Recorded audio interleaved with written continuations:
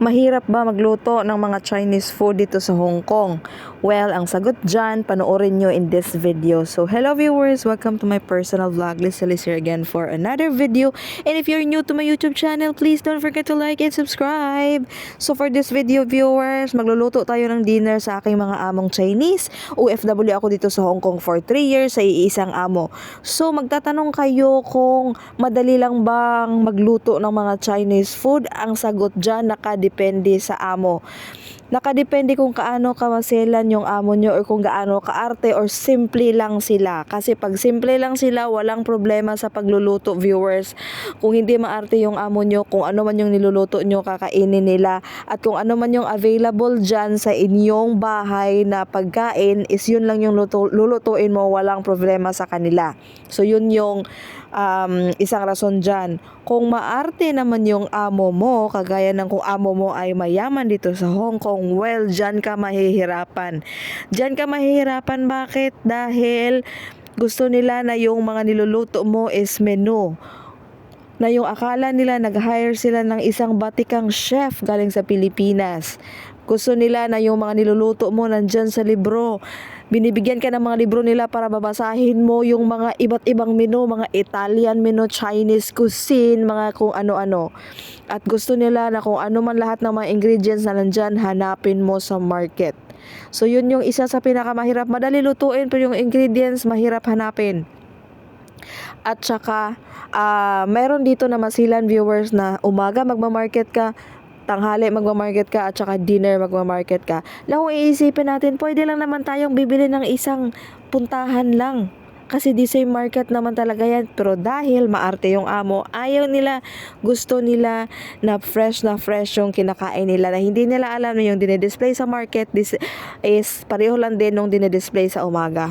Pero wag kayong matakot dahil ito yung sinasabi ko is ito yung mga reality, mga experience ng mga kapwa nating OFW sa Hong Kong. At blessed lang ako dahil yung aking mga amo ay hindi maselan sa pagkain. So kung ano lang yung niluluto ko, yun lang din yung kinakain nila. Hindi sila mareklamo or wala silang maraming sinasabi sa niluluto ko dahil nga dito hindi ako nagmamarket. So kung ano lang yung makikita ko dyan, yun lang yung lulutuin ko. And of course, kahit na ganun, masarap din ako magluto kahit papaano. So yun yung nagugustuhan din ng mga amo ko. And if nakinig ka dito at kabahan ka na so kung ano man yung sinasabi ko dito, wag kang kabahan. Mahirap man o madali or nahihirapan ka man, sa una lang yan dahil lahat ng bagay ay natututunan. So walang taong nagsimula sa magaling. So lahat tayo nagsimula sa hindi marunong hanggat sa gumagaling. Hanggat sa gumaling tayo sa ating mga ginagawa. So dapat wag kayong matakot. Lagi lang tayong merong positive mindset. So ganyan yung ating pairalin pag nandito tayo sa abroad, positive mindset talaga.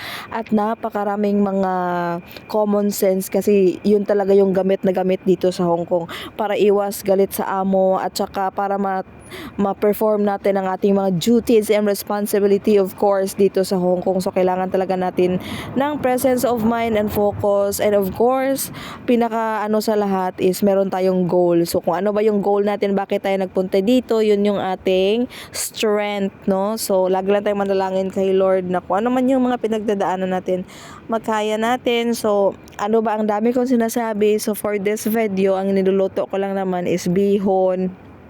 Yes, bihon. Ano bang bihon sa Tagalog? Hindi ko alam. Pansit, mga something like that. Bihon, and then gulay na may sabaw, pork na may egg, and fish. So yun lang naman yung niluluto ko ngayon at ipapakain ko sa aking mga amo for this dinner. So napakasimpleng luto lang, and of course nakakain naman yan ng aking mga amo at wala naman silang problema. Pero lagi yung tandaan na ang mga Chinese na nandito is maselan talaga, and mostly sa mga amo ng mga kaibigan ko is napaka-reklamador. Super reklamador sila, pero hayaan na natin kung ano man yung sinasabi nila, ano lang natin sa kabilang tenga. I-go lang natin na dapat patience tayo. At saka every end of the month, meron tayong sahod dahil yung sahod na sinasahod dito sa Hong Kong ay hirap kitain sa Pilipinas. Napakahirap nga naman, di ba, kitain sa Pilipinas yung sinasahod dito sa Hong Kong. Sumasahod kami dito ng 35 to 40,000.